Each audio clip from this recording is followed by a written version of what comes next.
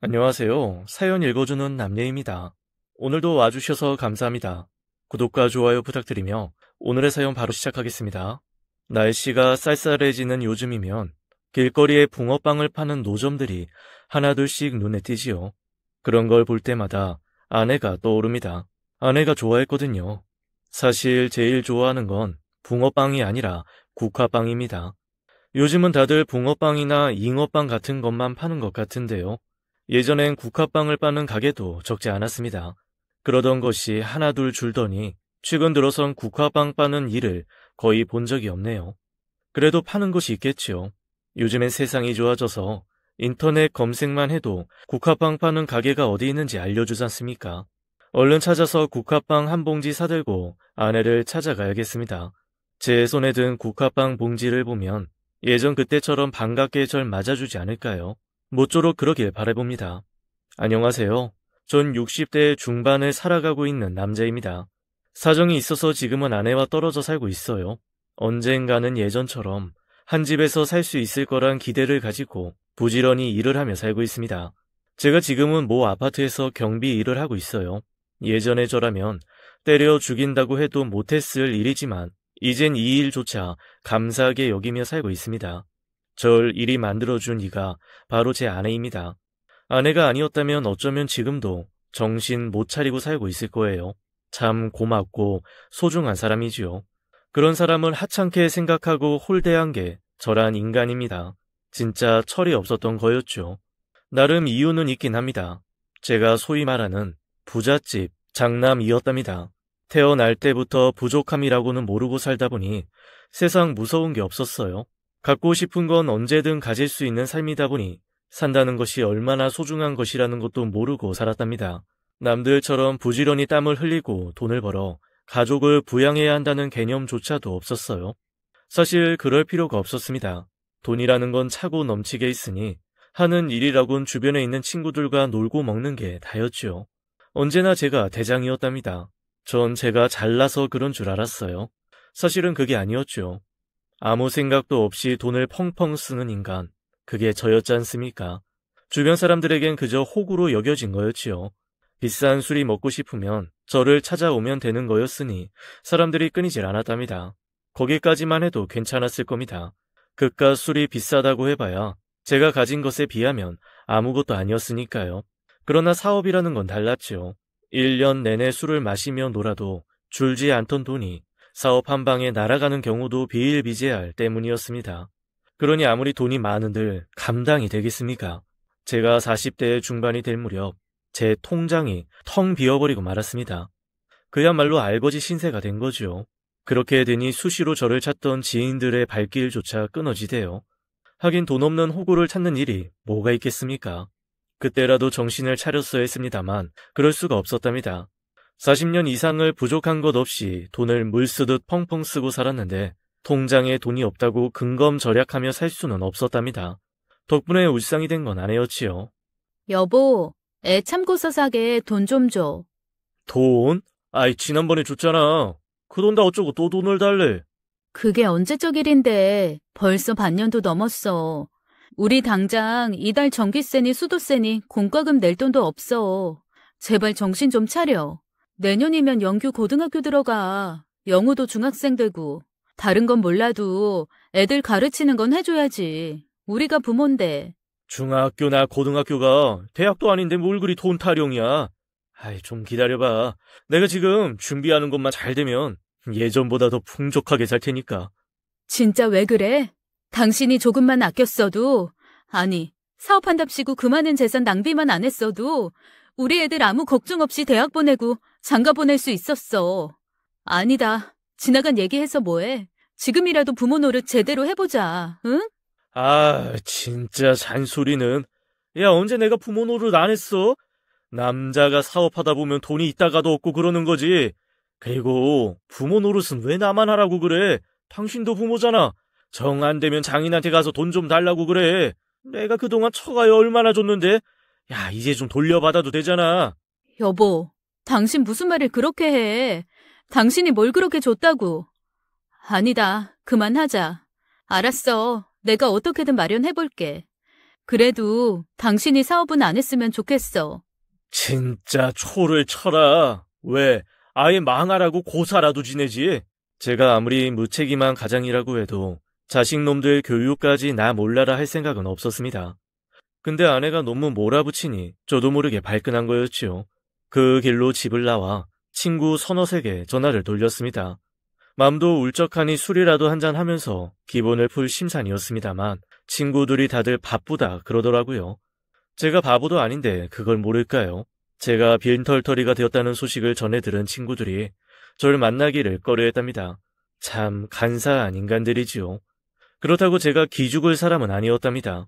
혼자 마신다고 누가 잡아라도 간답니까? 그렇게 진탕 술을 마시고 새벽 늦게 집으로 돌아가는 날이 쭉 이어졌어요. 일찍 집에 들어간다 해도 딱히 반기는 사람도 없는 데다가 자식들도 절 보는 눈길이 곱지 않아서 더 그랬습니다. 그럴 바엔 차라리 다들 자는 시간에 들어가는 게 훨씬 속이 편했으니까요. 그렇게 들어가서 잠을 청하고 눈을 뜨면 집엔 언제나 저 혼자였답니다.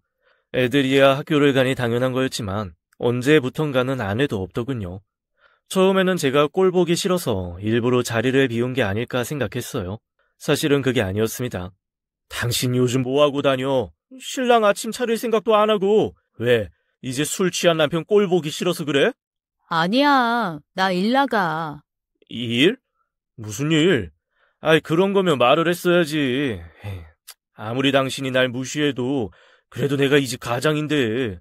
지난번에 말했잖아. 당신이 술 마시고 들어온 날. 하긴 기억 못하겠지. 매일 술 마시고 매일 정신없이 들어오니. 뭘 기억을 못해? 이제 생각나네. 그래, 그랬어. 기억난다고?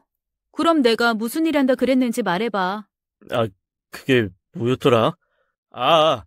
처남 가게에서 일한다고 했던가? 당신 처남 가게 접고 회사 출근한 지 1년도 넘었어. 가게를 안 하는데 내가 어떻게 그 일을 해? 그냥 모른다고 하면 되지. 기억 안 날 수도 있지. 그래, 무슨 일 하는데? 식당 나가. 그리고 인형 부업도 하고. 식당을 나간다고? 당신이? 내색은 안 했지만 많이 뜨끔했습니다. 아내가 일을 한다는 것도 미안한 일이었지만 가장 험한 일에 속하는 식당 일을 한다는 소리를 들으니 더 그렇더군요. 식당 일을 마치면 부업이라며 인형 일을 한다는 것도 그랬습니다. 사실 그런 일이 있다는 것도 그때 처음 알았습니다. 인형 같은 건 그냥 공장에서 다 찍어서 나오는 거라고 생각했으니까요. 그럼 어떡해. 애들 굶길 수도 없잖아. 괜찮아. 사장님도 좋은 사람이고 인형 부업도 하다 보니 요령 생겨서 할만해. 말은 그랬지만 그게 사실일 수는 없었습니다. 저희 집에 비할 바는 아니었지만 처가도 아주 가난한 그런 집은 아니었거든요. 그러다 저를 만나 결혼하면서 아이 둘을 키우며 살아온 사람이었어요. 평생 일이라곤 해본 적이 없던 사람이 식당에서 설거지를 하고 퇴근하면 부엌집에 가서 인형 눈을 붙이는 일이 만만할 리가 없었지요. 실제로 아내 근처에 가면 요동치는 파스 냄새가 그 증거였지요. 제가 무능력해서 그런 건가 싶어지니 오히려 화가 나지 뭡니까? 그깟 식당 일 왜 해? 인형 눈알 붙여서 얼마나 번다고. 당장 때려쳐. 때려치면? 그 다음은? 왜? 하나 남은 이 집이라도 팔려고? 그게 아니면 당신이 생활비라도 줄 거야? 이 사람이 날 어떻게 보고 그런 말해? 집을 왜 팔아? 내가 돈 가져오면 될 거 아니야. 나 천하의 송병모야. 진짜로 대책 없는 인간이었어요. 그나마 남은 몇 푼 안 되는 돈으로 저 술 먹기에 급급하면서도 정작 아내와 자식에게 들어가야 하는 생활비는 신경도 안 썼으니까요. 그러면서도 큰 소리만 치던 인간이었습니다. 아내는 그런 제가 얼마나 한심하게 느껴졌을까요? 그래도 아내는 묵묵히 자기가 해야 할 일을 하며 살았습니다. 그렇게 또 십몇 년을 살아댔답니다. 그 사이 큰놈은 군대를 다녀와서 대학을 졸업했어요. 그리곤 괜찮은 회사에 취업도 했고요. 비로소 집안 형편이 조금 나아졌답니다. 간단하게 말을 하긴 했지만 그 오랜 시간 아내의 노고는 이루 말로 다 할 수가 없는 것이었습니다. 그 곱던 사람이 채 60도 안 됐는데 거리를 걸으면 누구나 할머니라고 부를 정도였거든요. 염색이라도 하면 좀 나았을 텐데 아내는 그것도 하지 않았어요. 미장원에서 염색하는 데 드는 돈이면 하루 식비를 훌쩍 넘었으니 그 돈이 아까워서 그랬던 거였습니다. 그 정도였으면 제가 정신을 조금이라도 차려야 했어요. 근데 전 그때까지도 여전히 뜬 구름만 잡고 살았습니다. 사실은 알고 있었어요. 제가 매번 말하는 사업 따위는 가능하지 않다는 걸요. 그래도 인정할 수 없었지요. 그건 곧 제 인생 전부가 엉터리였다는 걸 시인하는 결과였으니까요. 냉정하게 보면 제가 시인하고 말고 할 것도 없었답니다. 주변에 모두가 다 아는 사실이었죠. 인간 송병호가 얼마나 쓰레기였는지 말입니다. 제 피를 이은 자식들조차도 그 사실을 알고 있었을 정도였답니다. 당연한 거였죠. 두 아들이 철이 들 무렵부터 시작된 아내의 고생을 보며 아들들이 참 많이 안타까워했답니다. 아침 일찍 집을 나가 저녁까지 일을 하고 들어와서는 그 피곤한 몸을 이끌고 자신들의 저녁을 차리겠다고 동동대는 아내를 보며 무슨 생각을 했겠습니까? 엄마가 안타깝다는 생각도 있었겠지만 그보다는 엄마를 그렇게 내몬 아버지, 그러니까 제게 반감이 더 컸을 테니까요. 그 정도가 되면 아들들이 저한테 나쁘게 대할 수도 있었습니다. 근데 그러질 않았어요. 다 아내 때문이었지요. 아내는 제게 잔소리를 하긴 했지만 자식들이나 혹은 주변 친지들, 지인들에겐 언제나 제가 노력하고 있다고 말하던 사람이었어요. 그런다고 아내의 말이 진실이라고 믿는 사람은 아무도 없었겠지만 아내를 봐서라도 제게 대놓고 비난을 하지는 않은 거였답니다. 제 인생의 가장 큰 복이 바로 아내를 만난 거라고 말하는 이유지요. 그러나 전 그게 복이라는 것을 몰랐습니다. 진짜 말하기 창피하지만 제가 아내 속을 썩인 여러 이유 중엔 여자 문제도 있었거든요. 나가서 살림을 차리니 많이 하는 수준은 아니었지만 그래도 몇몇 여자와는 심각한 관계를 이루기도 했습니다. 그래도 가정을 깨려는 건 아니었어요. 돈이 많았을 땐 그게 의뢰하는 놀이 같은 거라고 생각했거든요. 참 쓰레기였습니다. 그런 인간을 끝까지 남편이라고 생각해준 아내가 오히려 이상한 것 아닐까요? 아무리 철이 없는 인간이고 멍청한 놈이라고 해도 나이를 그저 먹는 건 아니대요. 제가 60줄에 다다르면서 그런 생각을 종종 하게 됐어요. 아내한테 너무 미안하다는 생각 말입니다. 언제나 후회는 너무 늦을 때 하는 거라지만 제 후회는 너무 많이 늦었던 거지요. 그럴 때 아내가 사고를 당했답니다. 일을 마치고 집으로 들어오다 뺑소니를 당한 거였어요. 근처 CCTV를 확인해보니 배달을 하던 오토바이였답니다. 아내를 치고 아내가 바닥에 머리를 부딪혀 의식을 잃는 걸 보고도 그냥 달아났더군요. 너무 괘씸했습니다. 당장 잡아서 처벌을 받게 하고 싶은 마음이 굴뚝이었지만 끝끝내 범인을 잡을 수 없었답니다. 번호판도 잘 안 보였고 헬멧을 쓰고 있어서 얼굴도 안 드러났거든요.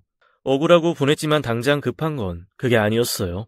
넘어지면서 바닥에 머리를 부딪히셨어요.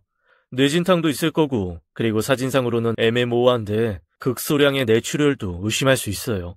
일단은 조금 더 상태를 지켜봐야 할 것 같습니다. 아내의 상태가 애매모호했답니다. 뇌진탕이야 시간이 흐르면서 회복된다지만 문제는 뇌출혈이 있을지도 모른다는 거였습니다. 검사를 해도 정확하게 단언할 수 없을 정도였어요. 그 상황에서 수술을 할 수도 없었답니다. 결국 의사가 선택한 건 경과를 지켜보는 거였어요. 만약에 뇌출혈 증상이 보이면 그때 가서 수술을 하겠다고 그러대요. 그때만큼 무서운 때가 없었어요. 제가 아무리 생각 없이 살았다 해도 아내 없이 살 수 있다고는 생각한 적이 없었어요. 어쩌면 그럴 수도 있다는 말을 들으니 덜컥 겁이 나대요. 당신 괜찮아? 아이, 속이 메스거리지 않아? 눈앞이 뿌옇고 그러진 않아? 괜찮다니까. 한 며칠 머리 아프고 그랬는데 이젠 정말 괜찮아. 나 여기 불편해. 그냥 집에 가서 쉬면 안 될까?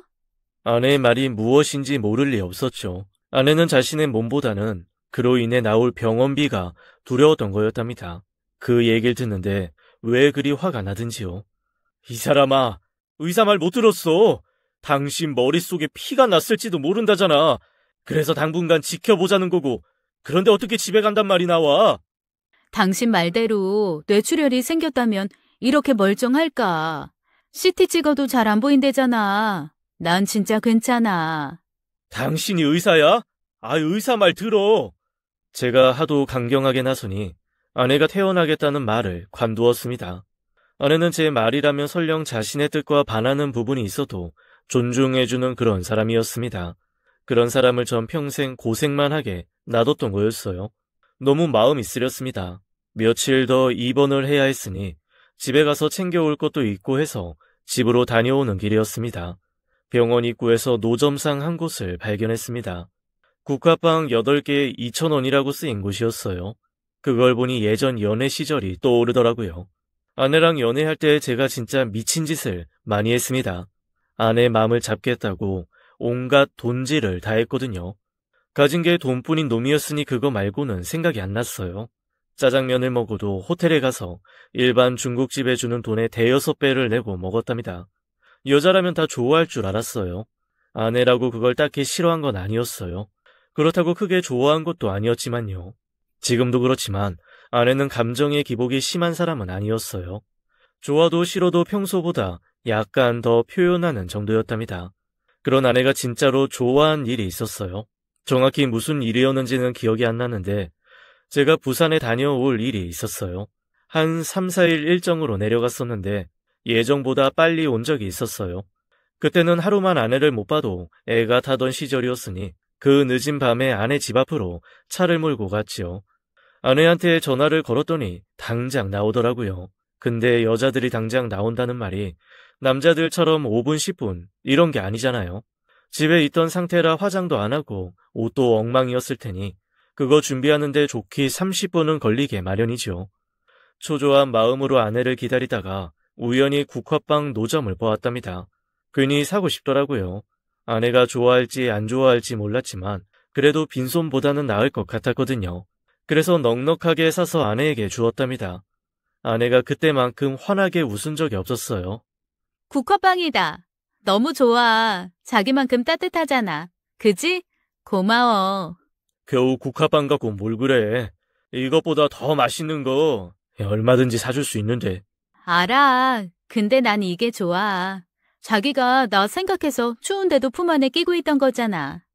이런 건 식으면 맛없잖아. 그러니까. 그래서 자기가 품 안에 넣어둔 거잖아. 너무 고마워. 나 진짜 맛있게 먹을게.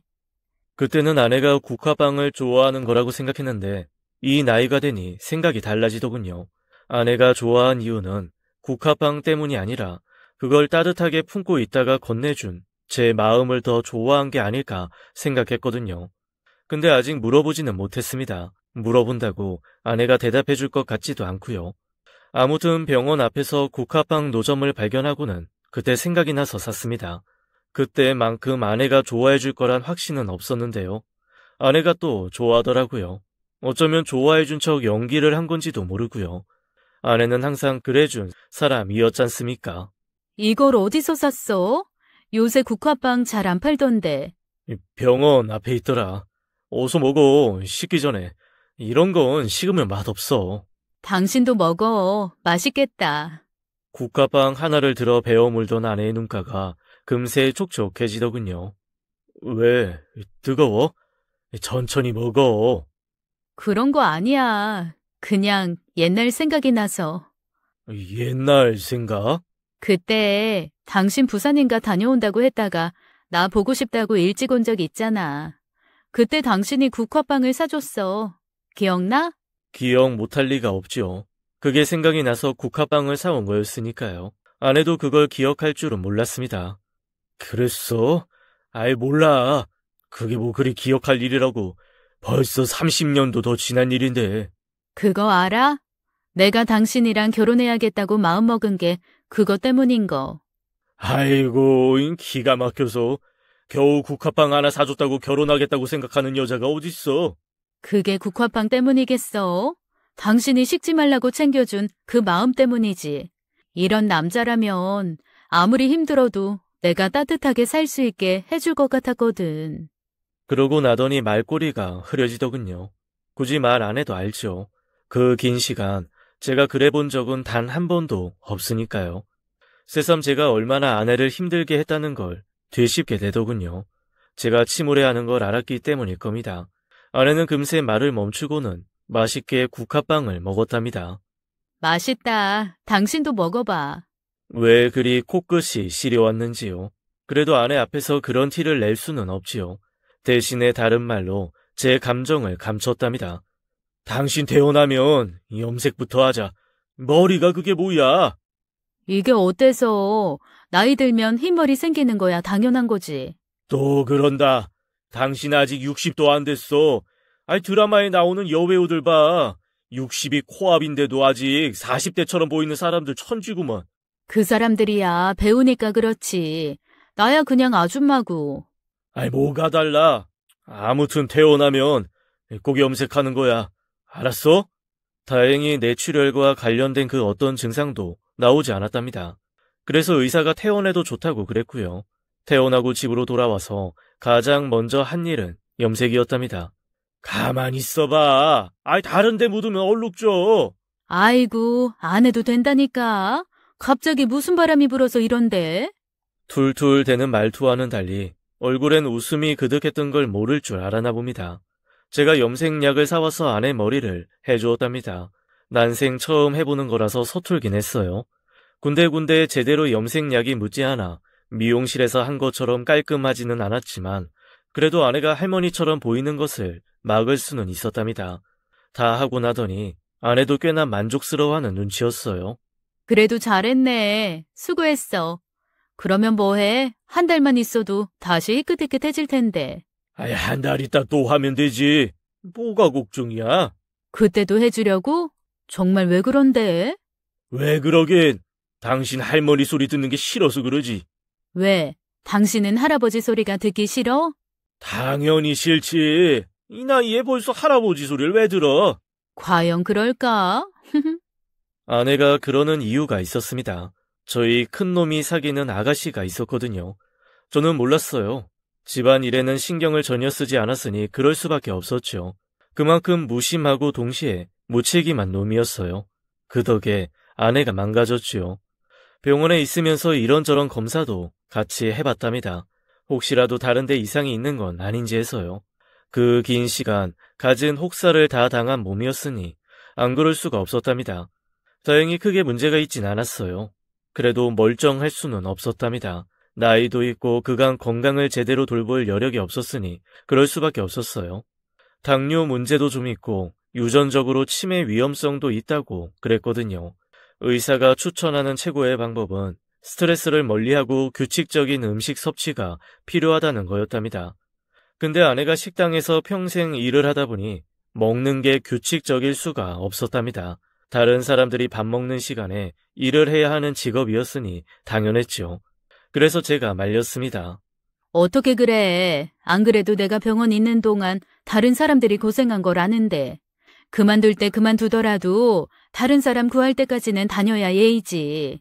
그동안 내가 신세를 얼마나 많이 졌는데 사람이 도리를 알아야 사람이잖아.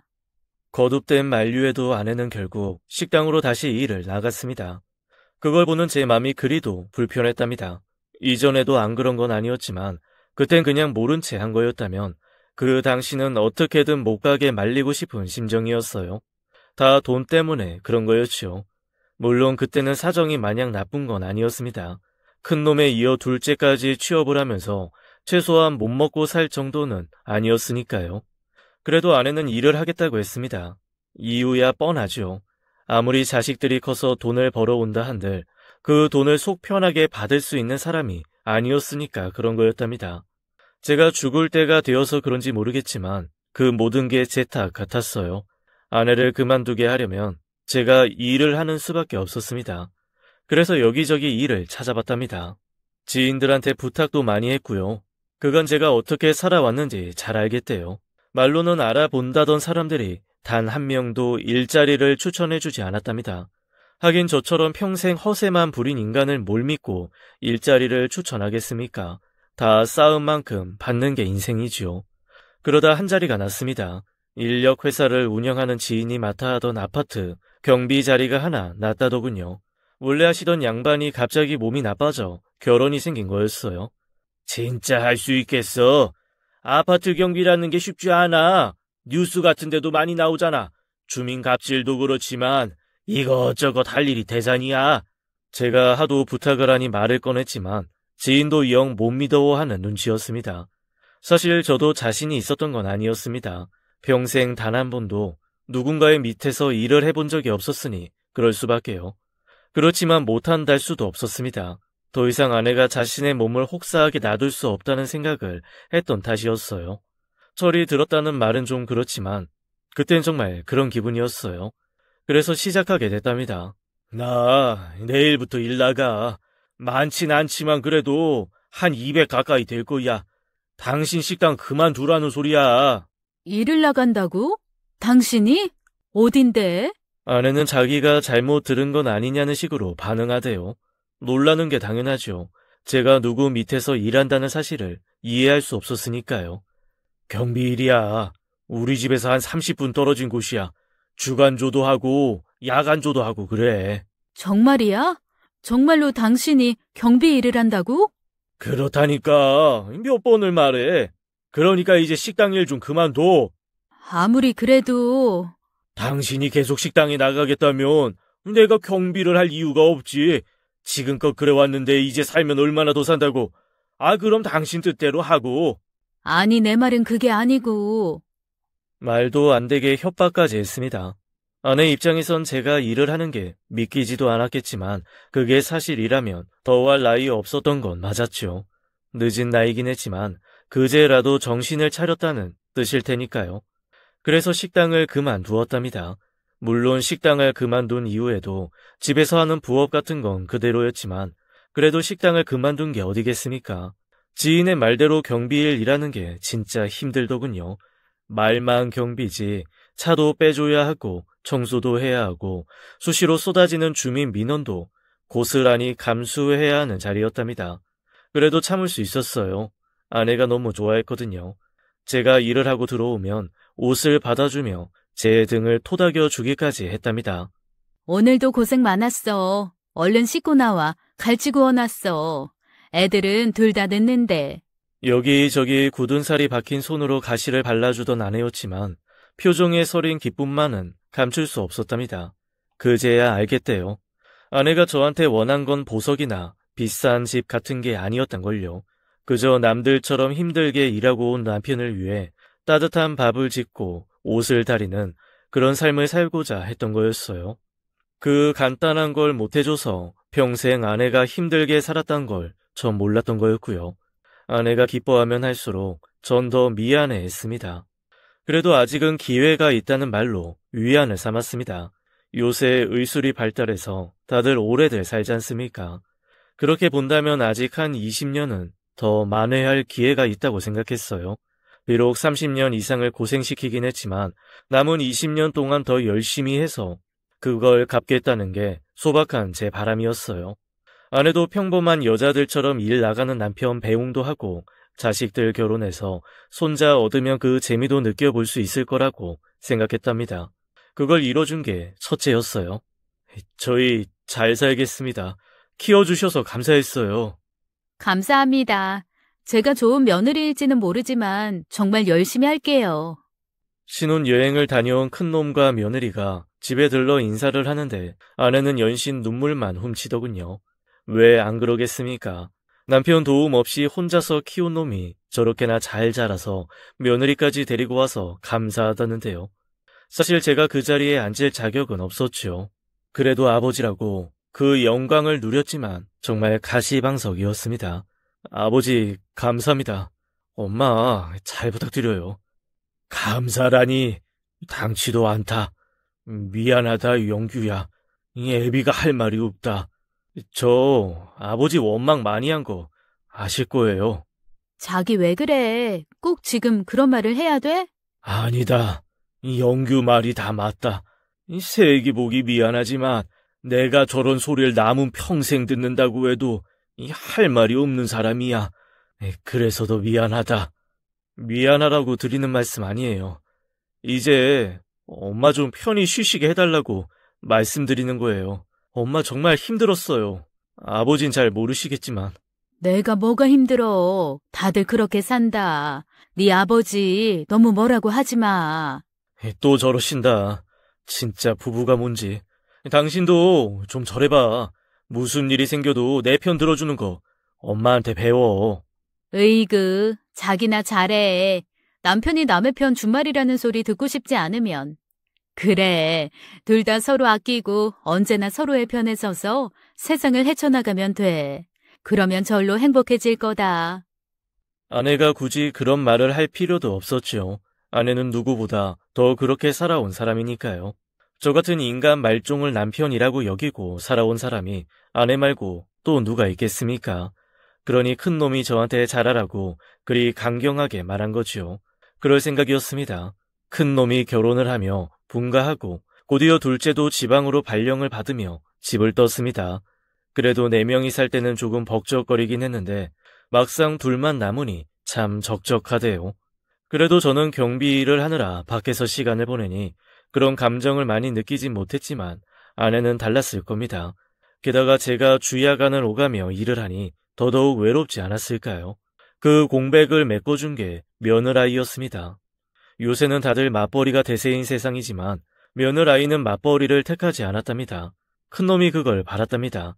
말은 안 해도 학교를 다녀오면 언제나 허둥지둥 들어와 자신들의 저녁을 차리는 아내의 모습이 힘들어 보인 때문이 아니었겠습니까? 그래서 며느리가 일을 하겠다고 했을 때 끝까지 반대를 했답니다. 혼자서 벌면 조금 힘들긴 해도 그렇다고 못 살 것도 아니라는 이유에서였어요. 덕분에 며느리가 한가했으니 종종 시댁을 찾을 수 있었던 겁니다. 그래도 아들놈이 퇴근하기 전이면 집에 가곤 했으니 저는 자주 부딪힐 순 없었지만 아내와 며느리가 얼마나 사이 좋은 고부인지는 알 수 있었답니다.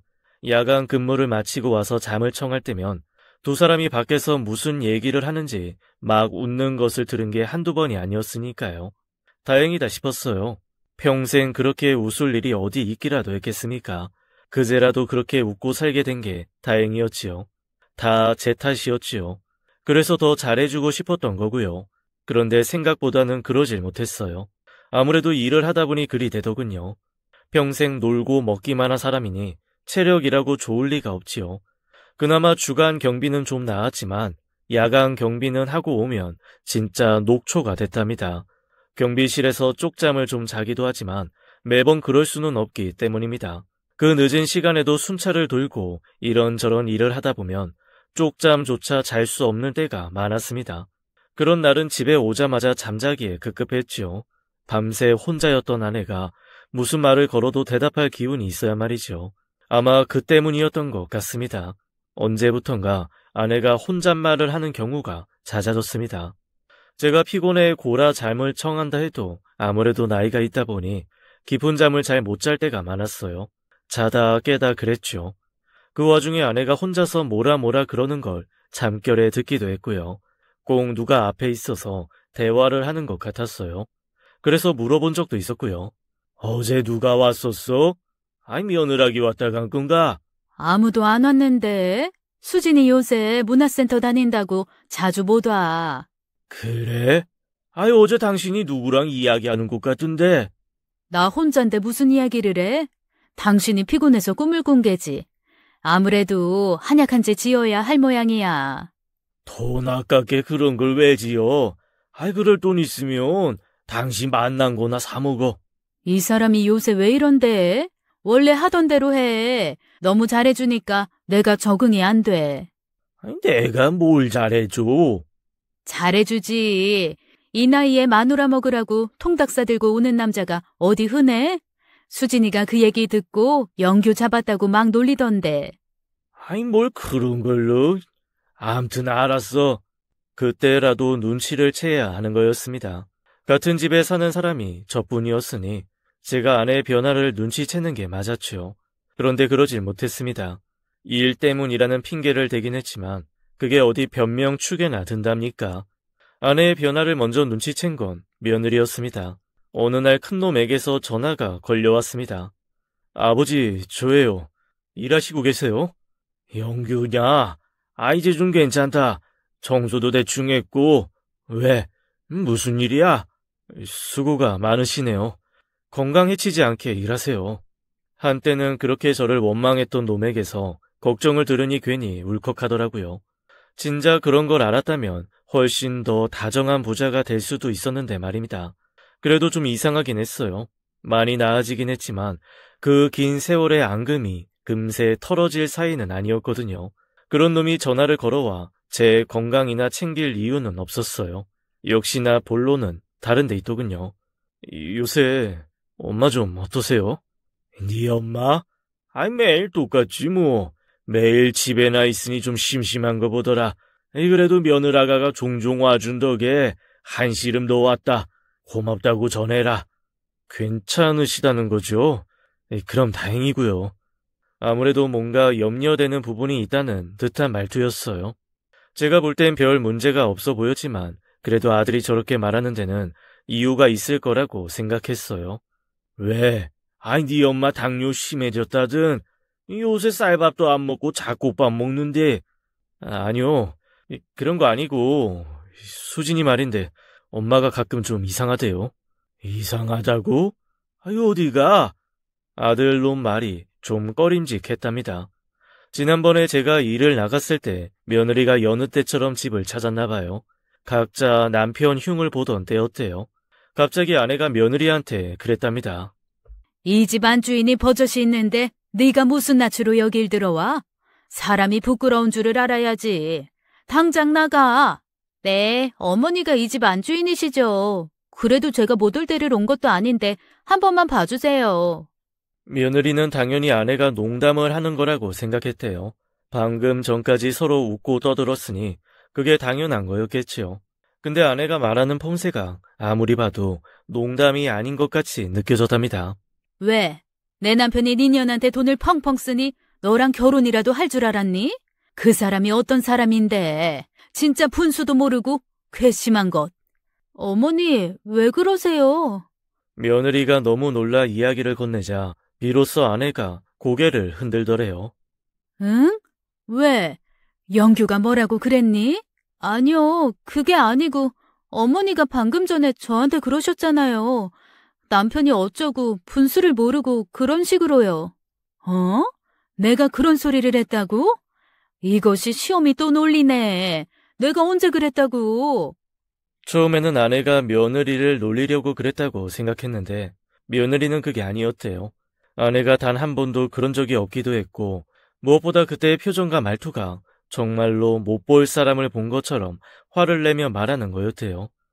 그래서 수진이가 걱정을 하더라고요.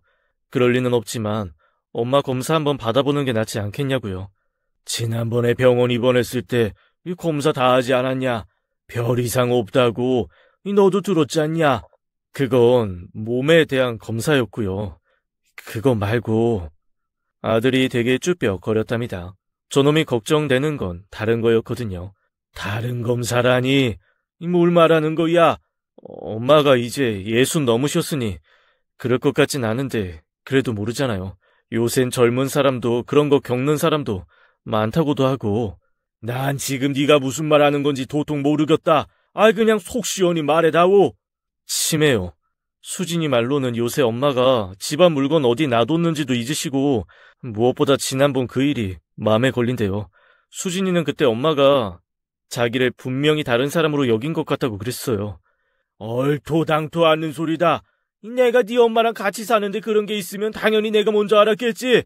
네 엄마 너무 멀쩡하다. 그러니 그런 소리는 아예 하지도 말아라. 너무 어이가 없어서 단칼에 잘라냈지만 아들 말을 듣고 나니 뭔가 찝찝하긴 했어요. 며느리 말대로 그 즈음 들어 아내가 건망증 비슷한 모습을 자주 보이긴 했답니다. 그래도 아내 말을 도저히 받아들일 수가 없었어요.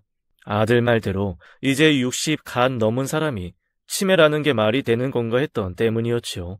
도저히 인정할 수 없었어요. 어쩌면 그게 무서웠던 건지도 몰랐고요. 평생 힘들게 살다 그제야 조금은 사람답게 사는 때였으니 그런 기분을 조금 더 오래 맛보게 하고 싶은 욕심이 컸던 때문이지요. 전 끝까지 멍청한 남편이었습니다. 아들 말대로 그때라도 검사를 받게 해야 했습니다. 물론 그랬대도 큰 차이는 없었을 겁니다. 치매란 게 치료한다고 큰 차도를 보이는 병은 아니니까요. 그래도 최소한 며느리가 프라이팬에 맞을 뻔한 일만은 막을 수 있었겠죠. 그날 이후 아내를 유심히 보긴 했습니다. 날이 갈수록 건망증이 심해진 것도 맞았고 혼잣말도 여전했죠. 그래도 저를 알아보는 걸 보면 치매는 아니었답니다. 치매와 건망증의 차이가 그거잖아요. 꼭 필요한 걸 기억하냐 아니냐의 차이 말입니다. 그렇게 본다면 아내는 치매일 수가 없었습니다. 제가 너무 치매를 몰랐던 거였습니다. 치매 말기 환자 중에서도 자기 자식이나 부모 혹은 아내만은 알아본다는 사람들도 적지 않거든요. 그래서 끝끝내 부인하려 애썼지만 며느리에게 프라이팬을 휘두르는 순간이 오자 더는 어쩔 수가 없더군요. 그 또한 제 잘못이었습니다. 아내가 며느리를 제가 예전에 만났던 어떤 여자로 인지한 거였으니까요. 제가 그런 잘못을 저지르지 않았다면 아내가 그랬을 리가 없었습니다. 굳이 분류하자면 중기 정도 되셨을 것 같네요. 이 정도면 주변 사람들을 몰라볼 경우도 있을 텐데요. 그런 일 없었습니까? 그런 일이 있었으니 검사를 한 거였죠. 다들 큰 충격을 받았지만 그래도 가장 놀란 건 아내였습니다. 자기가 가족을 몰라보고 가족에게 위해를 가하기까지 했다는 걸 알고는 더 그랬어요. 여보, 나 부탁이 있어. 꼭 들어줘야 돼. 뭔데? 아니 무슨 부탁이든 다 들어줄게. 나 요양원 같은 데 넣어줘. 안 돼. 당신이 왜 그런 데를 들어가? 절대 안 돼. 들어준다고 했잖아. 제발. 아내가 그러는 이유는 명확했습니다. 자기가 행여라도 저나 며느리 혹은 아들을 못 알아보고 행패를 부리기라도 할까 겁이 났던 거였지요. 이미 며느리한테 프라이팬을 휘두른 전적이 있으니 그런 걱정은 당연했습니다. 당신 괜찮아. 당신한테 내가 있잖아. 내가 당신이랑 있을게. 그러니 그런 생각은 마. 제가 지은 죄가 너무 많았지 않습니까? 아내의 병도 결국은 제가 지은 죄 때문에 생긴 것일 텐데 그런 제가 어떻게 아내를 요양병원 같은 곳에 보낼 수가 있겠습니까? 니들 잘 들어라. 니 엄마 절대로 요양병원에 안 보낸다. 내가 니 엄마 끼고 꼭 낫게 할 거야. 그래도 니들은 당분간 우리 집에 오지 않는 게 좋겠다. 이 엄마가 걱정하는 부분도 있고 해서니 서운하게 생각하지 말고. 괜찮으시겠어요? 힘드실 거예요. 힘들겠지. 그래도 네 엄마가 겪은 것에 비하면 아무것도 아니지 않겠냐. 저도 종종 올게요. 아니다. 니들 그럴 필요 없어. 모든 게 다 내 탓이다. 네 엄마 데리고 여행도 가고 맛있는 것도 먹고 하면 나아질 거다. 꼭 그럴 거야. 아들들이 걱정하긴 했지만 사실 두 놈도 제 생각과 같았답니다. 평생 힘들게 살아온 아내가 그런 곳에서 외롭게 지내는 걸 바라지 않았답니다.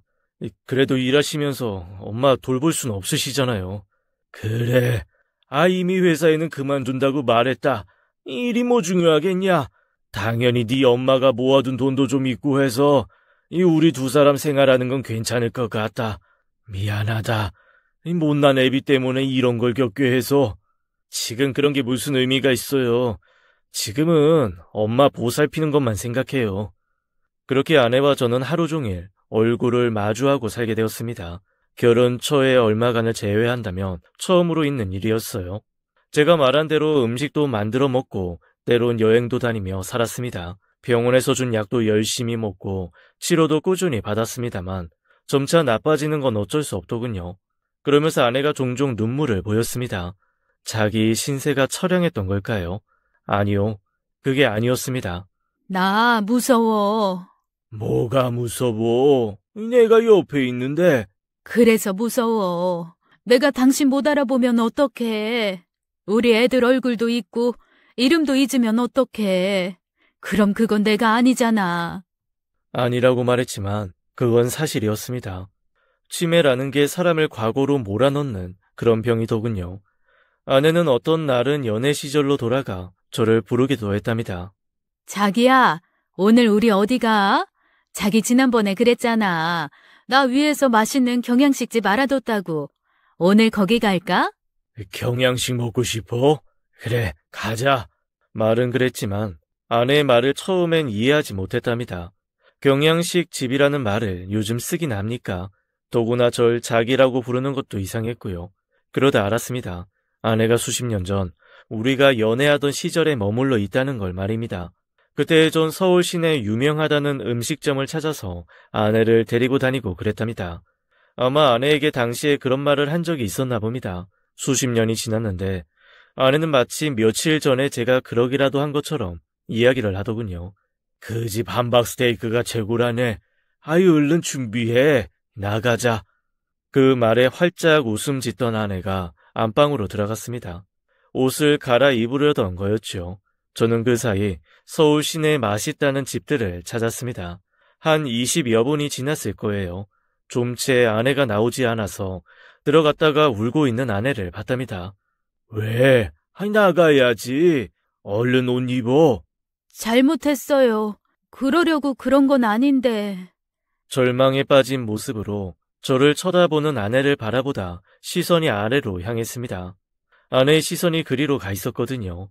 젖어 있는 바지, 그리고 바닥에 흥건하게 고여있는 물을 보니 상황을 알 수 있었습니다. 괜찮아. 물 흘렸으면 흘렸다고 그러지. 얼른 닦으면 돼. 미안해요, 사장님. 제가 너무 급해서 혼내지 마세요. 제가 닦을게요. 아내가 맨손으로 바닥에 흐른 액체를 긁어 모으지 뭡니까? 애당초 가능이야 한 일이겠습니까? 괜찮다니까. 내가 한다고. 무서워요. 제가 잘못했어요. 한 번만 용서해 주세요. 네? 저도 모르게 아내를 끌어안았답니다. 갑작스러운 포옹에 아내는 몸을 떨면서도 제 팔을 뿌리칠 생각을 않더군요. 아내는 야단 맞지 않은 것만으로도 괜찮다고 생각한 모양이었어요. 아내가 점점 더 자신으로 머물러 있기를 거부해가고 있었어요. 그래서 정상적인 대화조차 힘들어졌고요. 괜찮았습니다. 아내가 제 옆에 있는 것만으로도 감사하다고 생각했어요. 근데 아내는 아니었어요. 어느 날 밥 먹는 걸로 한참 실랑이를 벌인 뒤였어요. 당신은 왜 안 먹어? 어느새 아내가 돌아와 있었습니다. 그러면서 자신을 돌아보더군요. 온 여기저기에 도배된 밥풀과 바닥에 떨어진 반찬을 보더니 금세 자신이 무슨 짓을 저질렀는지 알아챈 눈치였습니다. 내가 또 이랬구나. 미안해. 당신이 한 거 아니야. 내가 정리하다 떨어뜨린 거야. 됐어. 미안해. 내가 치울게. 당신은 좀 쉬어. 아니야. 나중에. 치우는 건 나중에. 아내가 본래 모습으로 돌아오는 그 짧은 시간을 그렇게 보낼 수는 없었습니다. 여기 앉아봐. 왜? 당신 발 좀 닦아주고 싶어서. 생각나?